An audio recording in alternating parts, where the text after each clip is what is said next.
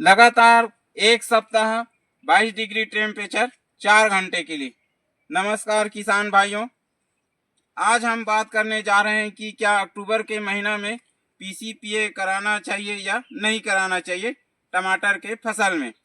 पीसीपीए यानी कि P क्लोरोफेनॉक्सी acetic acid, ये एक प्लांट ग्रोथ रेगुलेटर है जो कि टमाटर की फसल में उपयोग किया जाता है जब उमस भरी मौसम रहता है, जब नेचुरल टमाटर के फसल में फूल से फल की सेटिंग नहीं होती, तो इसका प्रयोग करके डिपिंग करके फल सेट कराया जाता है।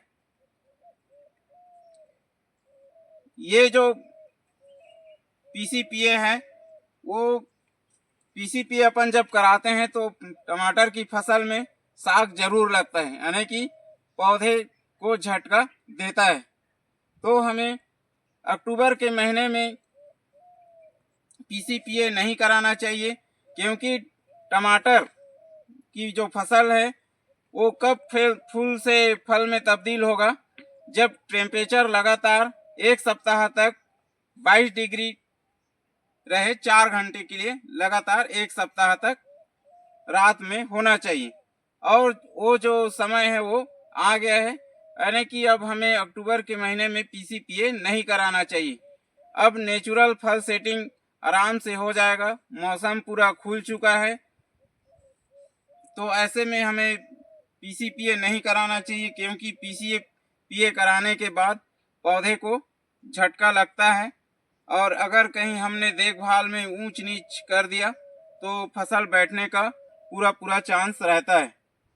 अब जो समय है ऐसा आ गया है कि नेचुरली अगर 5 फूल हैं तो 4 फल आराम से बन रहे हैं, क्योंकि टमाटर में फूल से फल बनने का जो समय है, तापमान है, वो रात का टेम्परेचर अब ऐसा हो चुका है कि नेचुरली टमाटर सेट हो जाएगा।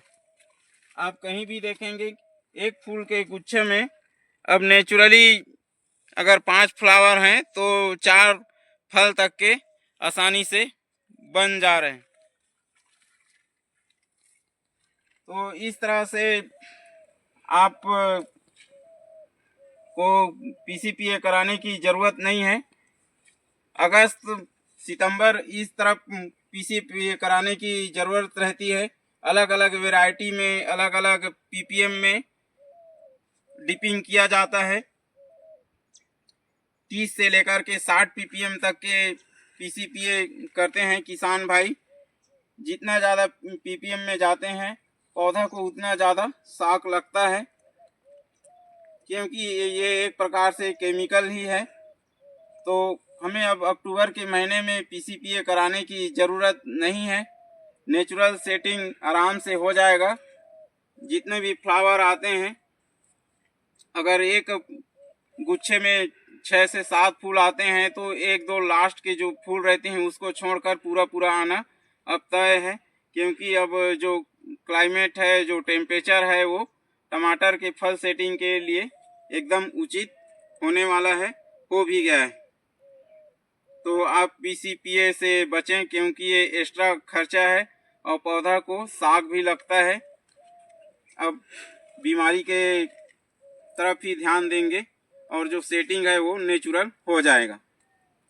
इसी तरह की अगर आप आगे पीसीपीए कराना चाहते हैं नेक्स्ट ईयर, या आपके किसी क्षेत्र में अभी भी पीसीपीए कराने की ज़रूरत महसूस होती है, तो आप डिटेल में अगर जानकारी चाहते हैं तो कमेंट में जानकारी ले सकते हैं।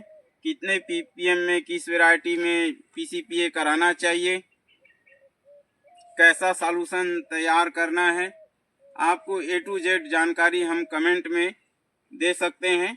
अगर आपको लगता है आगे हमें सीखना है या फिर अभी भी हमारे यहाँ टेम्परेचर बहुत ज़्यादा है, तो कमेंट में जाकर आप कमेंट कर सकते हैं।